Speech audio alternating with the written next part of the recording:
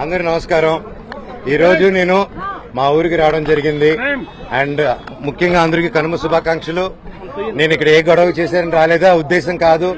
నేను ఎప్పుడు హైదరాబాద్ లో కూడా మీరు చూశారు, నన్నే ఇంటి బయట కాపడం, నన్నే ఇక్కడ రానికుండా చేయడం. నేను అడిగేలా ఒకటే, ఇష్యూ ఏంటో నాకు అర్థం కావట్లేదు. నా గురించి బ్యాడ్ మాట్లాడినారు, బ్యాడ్ చేస్తారు, అంతా ఓకే అండి.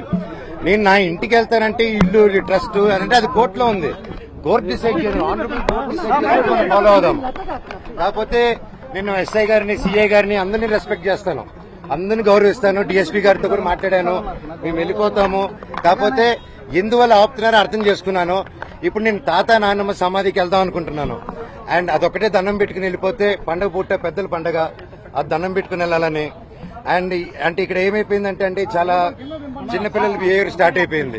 జనరేటర్లో చక్కెర పోయడం అండ్ హోర్డింగ్స్ ఉంటే ఇక్కడ నాది, లోకల్ ఎమ్మెల్యే నాని గారిది, సీఎం గారిది, అందరు కలిపి మా హోర్డింగ్స్ అన్ని పెట్టుకుని ఉంటే అన్ని ఇక్కడ 2 కిలోమీటర్ రేడియస్ లో మొత్తం అందరూ ఉన్నారు. ఈరోజు పొద్దున కూడా డే టైంలో అంత ఫుటేజ్లు ఉన్నాయి మా దగ్గర, అవన్నీ మీకే ఇస్తాం, దయచేసి మీరు అది చూడండి. అంటే హోర్డింగ్లు కూడా తీసాను. ఎందుకు అంత లెవెల్? నేను తమ్ముడినే కదా, నేను కూర్చొని మాట్లాడదాం అంటున్నాను. నేను తప్పు చేస్తే కూర్చొని పెద్దల ముందు కూర్చొని పెట్టి మాట్లాడినాను. మాట్లాడేదానికి లేదు, నాకు మొహం చూపించేదానికి సిగ్గుపడతారో భయపడతారో ఏమో అర్థం కావట్లేదు. హోర్డింగ్లు చంపగలుగుతారు కానీ నా జనాల మనుషుల నుంచి మమ్మల్ని ఎవరు తీలేరు. అండ్ ఇది నా ఊరు, నా బంధువులు, నా పల్లెటూరు, నా జనాలు. అండ్ ఈ క్యాంపస్ నా గౌరవం ఉంది. ఇది ఒక్కరి కాంట్రిబ్యూషన్ కాదు, ప్రతి ఒక్కరు కష్టపడాము, ప్రతి ఒక్కరు కాంట్రిబ్యూట్ చేసాం చిన్నప్పటి నుంచి. అండ్ ప్రతిదీ కోర్టులో మేము ప్రజెంట్ చేస్తాం, కోర్టు ద్వారా తెలుసుకోండి. అంతేగాని కోర్టులో ఉన్నప్పుడు ఇలా ఫోర్స్ చేయడం, మా జనాల్ని, మా ఫ్యాన్స్ ని, మా ఫాలోవర్స్ ని బెదిరియడం, మీరు ఇక్కడికి వస్తే లాఠీ చార్జ్ చేస్తారని బెదిరిస్తూ ఉన్నారు. మేము ఇక్కడికి వస్తున్నాం సార్, వస్తే లాఠీ చార్జ్ చేస్తాం. ఎందుకు లాఠీ చార్జ్ చేస్తారు సార్? నేను మా ఊరికి వెళ్ళినా, నా బంధువుల్ని కలిసినా, జల్లికెట్టుకు పోయినా, ఇక్కడికి వచ్చినా నేను సార్ రావచ్చు అంటే రావద్దన్నారు. సరే ఓకే, తిరుక్కుని పోతున్నాను సార్, నా తాత నాన్నమ్మ సమాధి దగ్గరికి పోతాను, మీరే పోలీసులు రండి సార్, మీరు నాతో పాటే రండి, నేను జస్ట్ 2 నిమిషాలు సమాధికి దండం పెట్టుకొని ఘాటుకి పోతాను సార్ అని చెప్పాను. ఆ పర్మిషన్ తీసుకొని సార్ వెళ్తే వెళ్తాను, అది రానిస్తే ఓకే, లేకపోతే ట్రై చేస్తాను. అక్కడి నుంచి స్టేషన్కి వెళ్లి నేను నా తరపున కంప్లైంట్ పెట్టుకుంటాను. Thank you. మంత్రి నారా లోకేష్ కూడా కలిశారు, ఏం ఆయనకి మీకు జరుగుతున్న ఘటన గురించి ఏమన్నా ఫిర్యాదు? లేదండి, మేము ఏదో పర్సనల్ గా కలుసుకున్నాం కానీ వేరే ఏం లేదండి. ఇది లాయర్ తరపున ఇన్ఫర్మేషన్ అదేం లేదు సార్. నేను అటు లేను సార్. నేను లాయర్ని పెట్టి చేద్దాం, వీడిని హోర్డింగ్ని చింపుదాం, వీడు పడుకొని ఇంట్లో పిల్లలు ఉండగా చక్కెర పోద్దాం, ఇవన్నీ నేను చేయను సార్. మీకు తెలుసు కదా, లోకల్లోనే కదా మీరంతా, ఈ లోకల్లో తెలుసు కదా నా గురించి. మీకు నా గురించి అడిగి సార్, ఊర్లో సరదాగా కెమెరాలు ఎత్తుకొని వీడేంది, వీడి కథ ఏందని అడగని పోయి మీకే అర్థమైపోతుంది అంతా.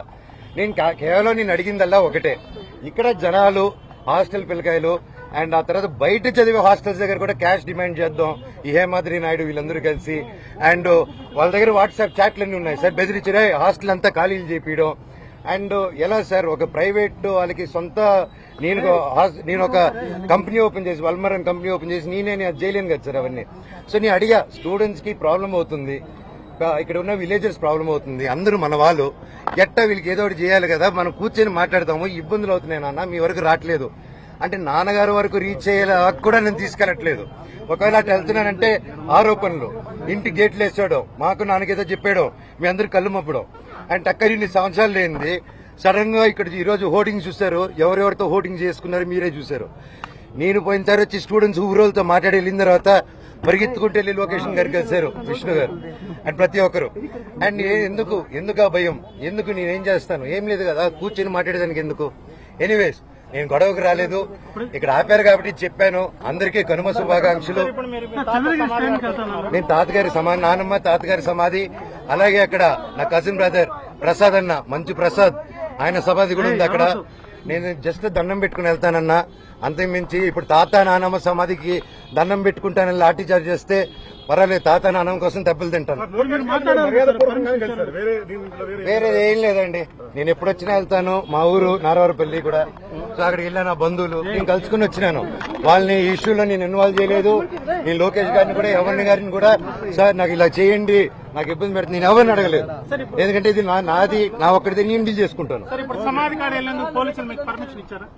సార్ తాత నాన్న పర్మిషన్ మీరు తీసుకొని వెళ్తారా? మీ తాత నాన్న ఇక్కడికి మీరు మీ ఇంట్లో వెళ్ళేదానికి అడ్డుకున్నారు. అదొక ఇల్లు అంటే ఆయన ఉన్నారు, నాన్నగారు ఉండి రావద్దన్నారు కాబట్టి ఓకే.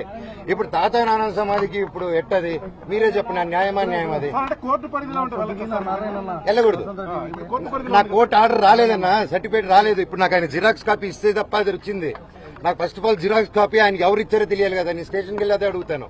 సర్టిఫికేట్ అది జిరాక్స్ కాపీ అన్నా కోర్టు ఇచ్చింది, అలా బయట ఇవ్వకూడదు. ఆయన చేతికి ఎవరో లోపల నుంచి ఇచ్చుంటారు కదా. నేను అప్పుడు సార్ని అడుగుతాను, సార్ ఆ పేరు ఇవ్వండి, నీకు file complaint file the complaint. So ఇప్పుడు నేను తాత నానమ్మ గారి సమాధి దగ్గరికి వెళ్తున్నాను. దండం పెట్టుకుని నేరుగా చంద్రగిరి స్టేషన్ గానీ ఎస్పీ గారి దగ్గరికి కానీ ఎవరు పర్మిషన్ ఇస్తే అపాయింట్మెంట్ ఇస్తే అడిగేది కలిసి అఫీషియల్ గా లాంచ్ చేసుకుని బయలుదేరుతాను. Thank you.